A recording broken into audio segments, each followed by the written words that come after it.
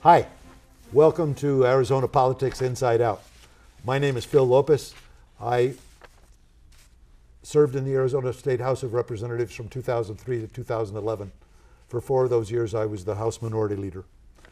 Arizona Politics Inside Out is a show that attempts to give the viewer an inside view of how politics operates in the state of Arizona, city of Tucson, Pima County. My co-host is... Who am I? Who am I, Phil? Senator Paula Aboud. Former Senator Paula Former Aboud. Senator, yeah, welcome. I'm glad to be here with Phil. I'm glad to be here with the listening audience. I'm a recent former state senator. We're glad that you're here with us because we're talking about politics and how you can be more involved. And we're talking a little bit underneath the radar, some of the things that you may not be aware of. And the first issue that we said, Phil, that we wanted to talk about was the Corporation Commission, which people that are in the savvy, in the know, say it's CorpCom. And people that know what the CorpCom is about think it's really important and it's undervalued. The Corporation Commission is undervalued in Arizona. Why is that? Yeah. I think it's undervalued because the public doesn't see any direct impact on them.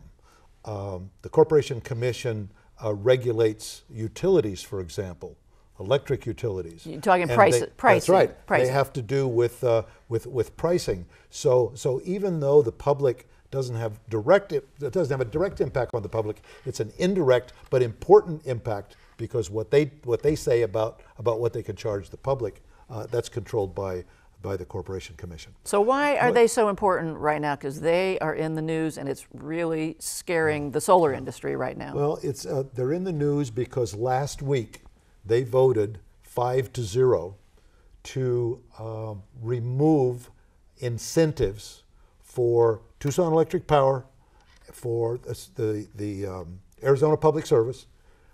They removed incentives for those 2 utilities to push for alternative sources of energy, wind, thermal, solar, etc. They removed those incentives because the Corporation Commission said that those 2 utilities were moving faster than expected toward a 15% requirement for only solar, thermal, etc. by 2025 or 2026. So the Corporation Commission thought they were getting to that 15% too quickly, so they thought if they remove the incentives, then they won't, they'll go more slowly. So why is that impacting the public? Well, it's impacting the public because I think there's been a general sense on the part of Arizona residents that we ought to be a solar state. That we ought to be, Arizona ought to be a place where solar power could be very strong. Right. But what this does is, because those incentives are removed, then the people that produce solar panels, etc., they won't be as interested in coming to the state of Arizona. Well, not only that, there are going to be fewer incentives for homeowners to put solar on their homes. That's right. So it's going to be more costly for the homeowner. Because these incentives not only go away for the 2 utilities, they also go away for individual residents. Residents and for businesses too. And for businesses. So it may well be that the impact on this is that we will see far fewer.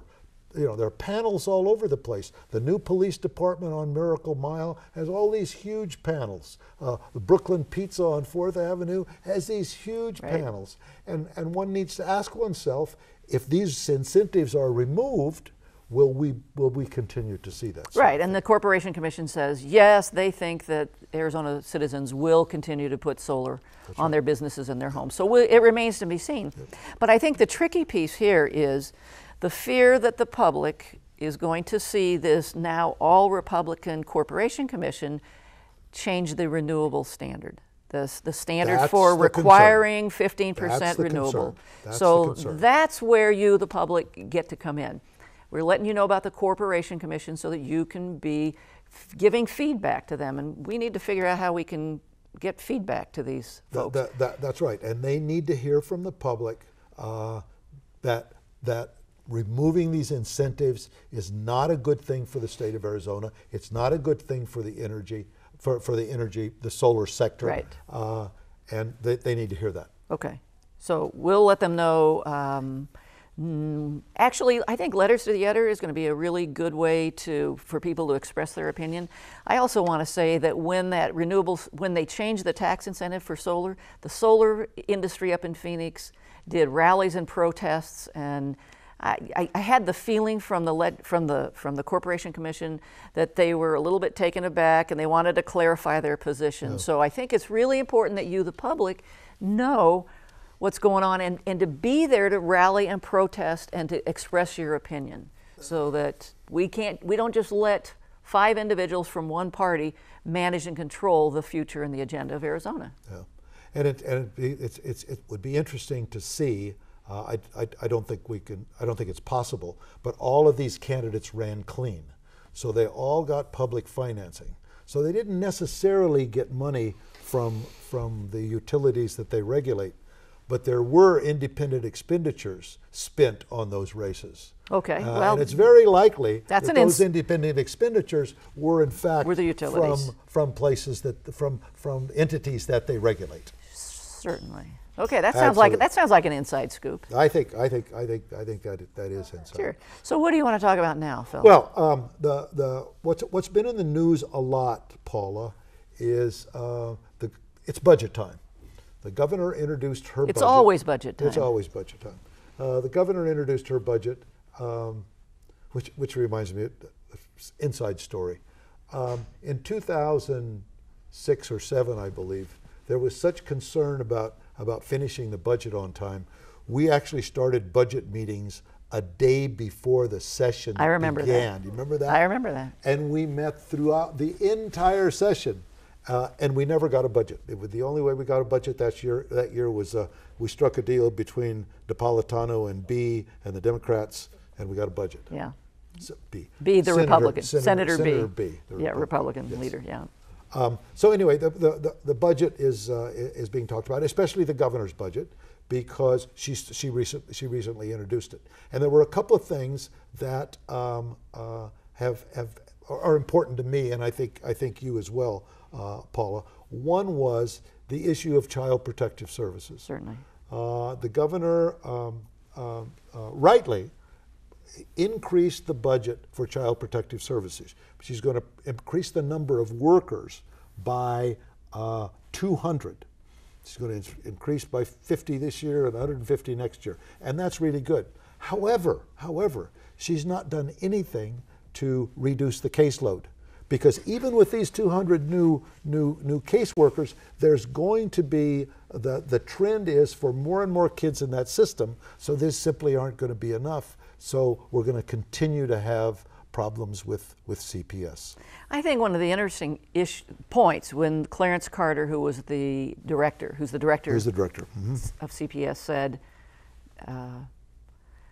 he was asked, why do we have such an increase in the number of reported abuses of children? And he said, I think we've been doing a really good job, but I think the reason is that there's more awareness out there, and so people are just reporting it more often. And I just thought that was a ridiculous answer. It was self-serving. I thought he was patting himself on the back saying we've done a great job without acknowledging the reality out there that as people have lost their homes, they've lost their jobs, they've lost vehicles, their lives have been turned upside down, that children are the ultimate victims of these kinds of policies. And that's what's been happening in Arizona. And so we've had this tremendous uptick in the number of child abuse. Yeah, and I think he's probably right that there's better reporting, but I would say that's good. We should have better reporting, because the ideology here is amongst the legislature is that parents should take care of children. So the ideology In the majority party. That's you're correct. saying. That's correct. Okay. In the majority party, and the people who rule. Okay. Is that parents should take care of their children. So they simply want to deny the fact that there are some situations or some parents that simply cannot or simply won't for whatever reason. Well, we might not like the reasons they don't take care of them, but they don't, and we have a responsibility then to take care of the children. Well, and that ideology extends to just plain distrusting government, and they don't want government involved in families, or we can talk at some point the extent. There was another piece I wanted to bring up. But Go ahead. it's important to put a fine point on that, Paula, and I'm sure you would agree with me. When most decisions are made in the legislature, not all of them, but most of them by the majority party, they are ideological. Sure. They simply, it's not looking at the data, for example, about how many kids need to be protected. It's saying, oh, well, the parents need to protect that, or the churches can do that. Period. Those are the answers. That's right. Period. That's right. Yeah, that's true. So that's the ideology that we fight against there in trying to get, because there are a lot of people that don't believe. Oh, I know what I was going to tell you. I'm sitting in a finance committee, and the chair of the finance committee is railing against government, like there's nothing good about government. And that's the ideology that we're talking about here. That's right. They don't want government involved in people's lives unless we're talking about women's rights, or unless we're talking about managing and controlling smaller entities like counties and cities and so on. And then there's a bit of hypocrisy. I would say. Well, that's but you ignore that hypocrisy because I know that I'm right.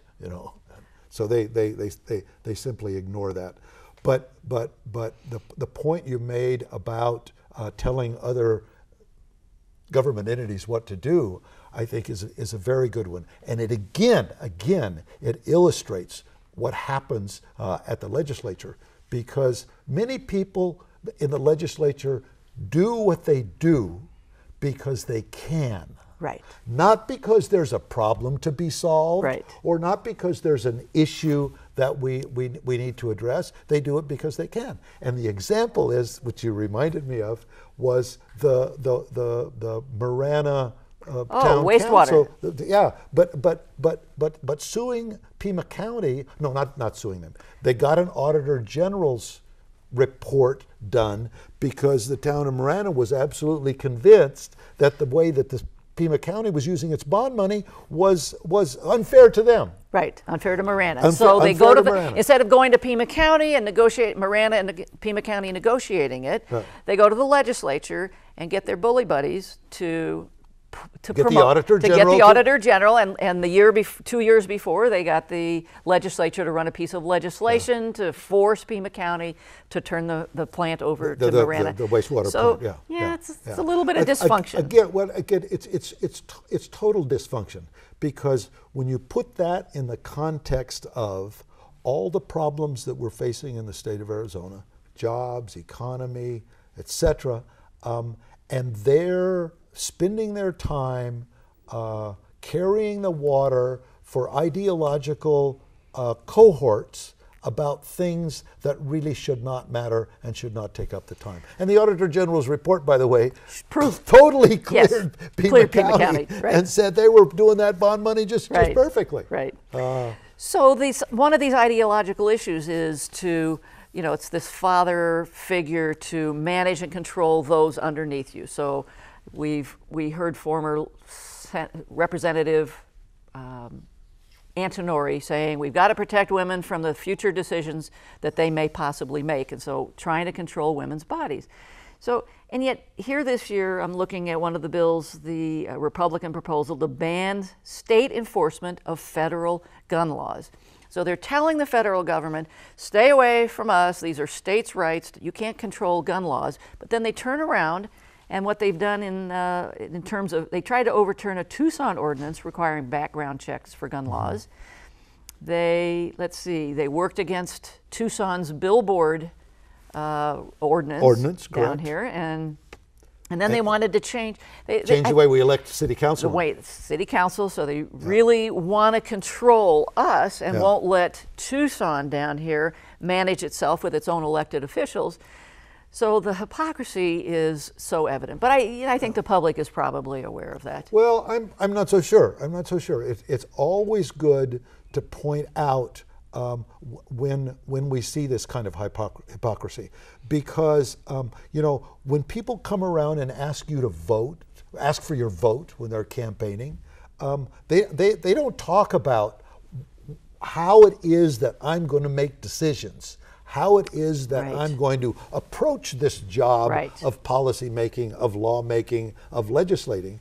And I think voters need to be more tuned into that and be able to say, why is it that you believe X, or why is it that you believe Y, and not simply accept those simple statements, bumper sticker kinds of things. This is a great topic that you've just brought up that I'm going to kind of run with here. Please. I think what you're saying, and this is really good for the public too, to instead of asking where a legislator or a candidate stands on an issue, you can ask them, how do you make decisions? If you're conflicted on a particular issue, what do you use to decide how you're going to vote? And I think the public, I think the voter may not be as sophisticated to try to understand who the person is as a candidate and how they'll be as a legislator. So I think that's excellent. a key. No, it's excellent. I think that's a key point you brought up. An example of that is there are so many voters that are concerned about education, and my experience is that most voters don't go past asking a candidate, do you support education? Of course I support education. Who doesn't support education? Every candidate says we support education. That's right. But to go beyond that and say, okay, how do you feel about funding education? How do you feel about the ratio of teachers to students in education? How do you feel about local control of school boards? Those are the kinds of things. What kind of commitments will you make to education? That's right. And you're trying to get people on record for what they will take a stand for. And the other part of that, Paula, is that when somebody who's running, who's an incumbent, they have a voting record. And people are busy. They don't have time to research people's voting records. However, there are groups out there who do that. And you can affiliate with these groups or connect with these groups somehow, and they can help you illustrate or show how that person has voted in the past. So you don't have to just accept these platitudes and say, well, I'm for education, but you can say, why are you doing that?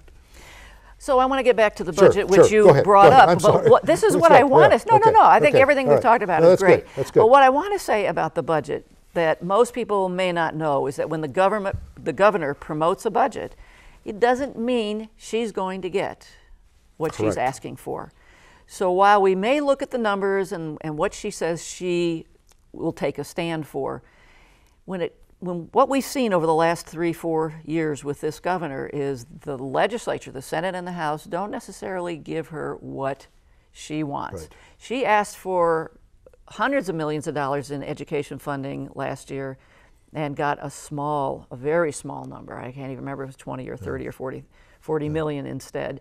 So while we can look at the governor's budget, we really need to look at what the legislature is promoting, and who we're talking about really is the ruling party. That's right. And what their agenda is. And for the most part, their agenda has been of late to put money in the rainy day fund, to be careful because the economy is not coming back as quickly. And it's important for people to understand that process. And it's not always exactly the same. For example, when Governor Napolitano was in office, she used to have meetings with Democratic leadership, Republican leadership, and the legislature's budget people and her own budget people. And the purpose of those meetings was to try to get everybody on board.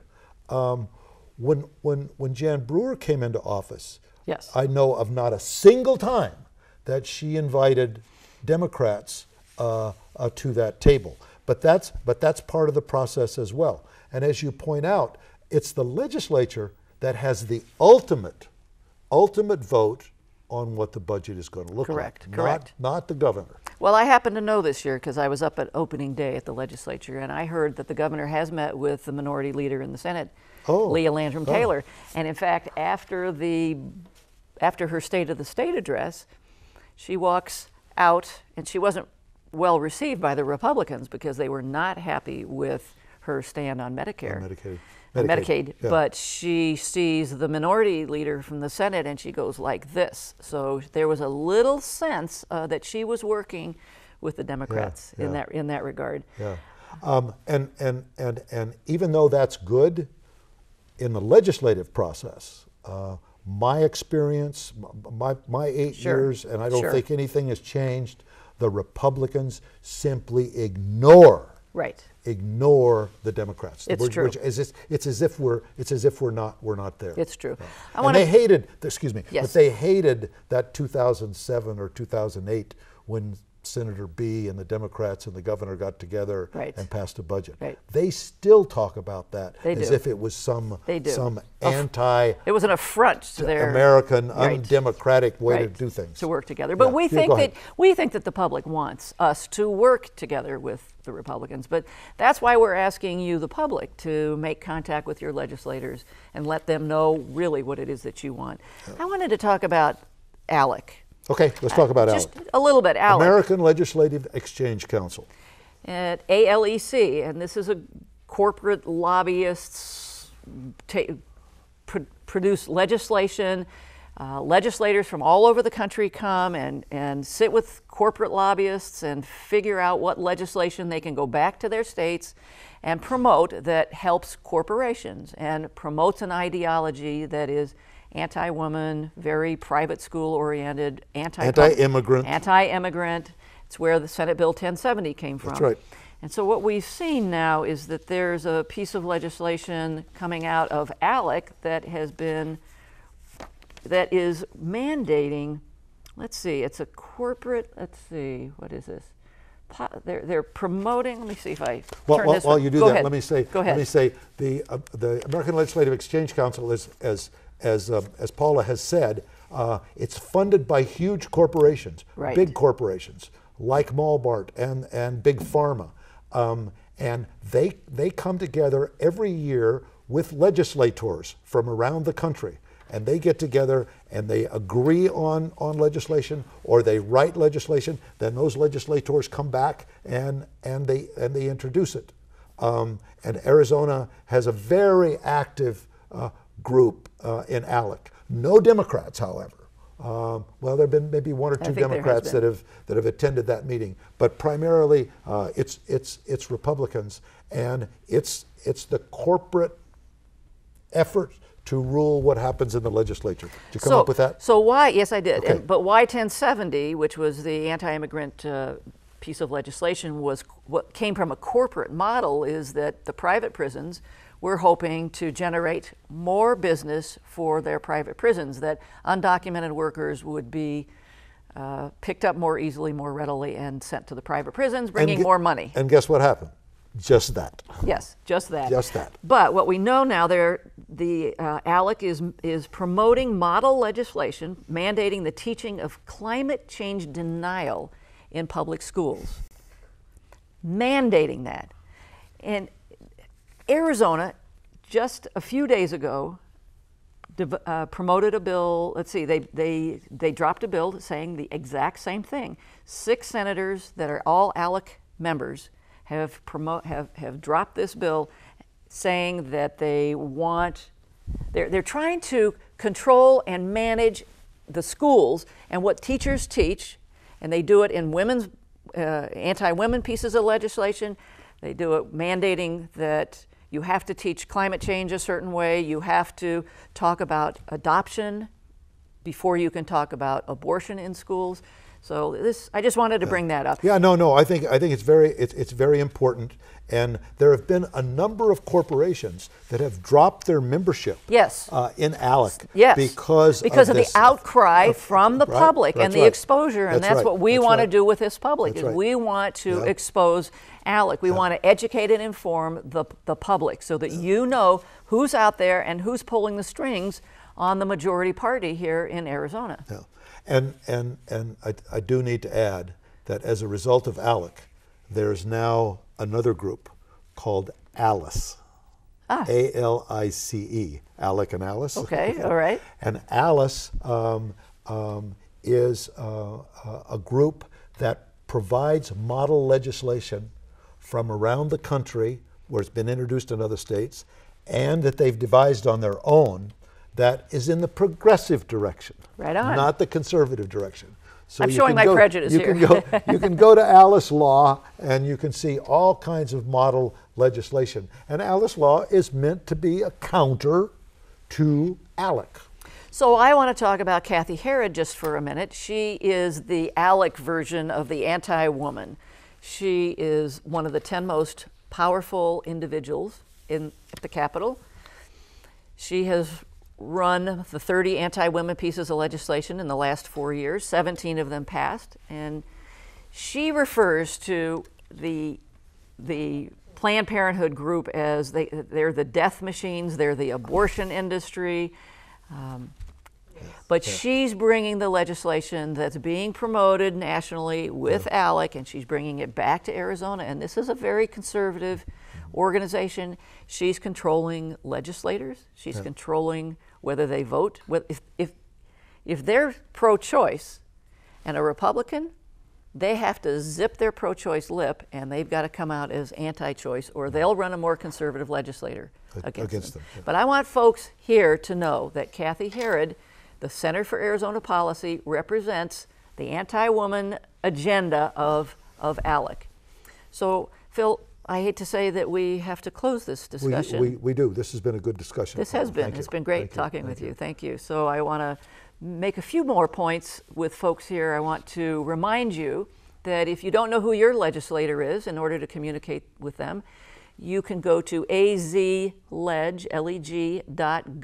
G-O-V, and you can actually watch live streaming of Monday through Thursday, what the legislature in action. You can find out who your legislator is, how to reach them by phone, and how to contact them in writing and email. But how to reach us, if you want to give us some information and feedback, is AZPoliticsInsideOut, and the Arizona is abbreviated, AZPoliticsInsideOut at AOL.com. Please contact your legislators. Please stay involved. Please speak out, and let's try to change the climate here in Arizona by getting more and more people involved. And we need you. We need good legislators like Phil and I were. And thank you for joining us tonight. Thank you, Phil. Paula.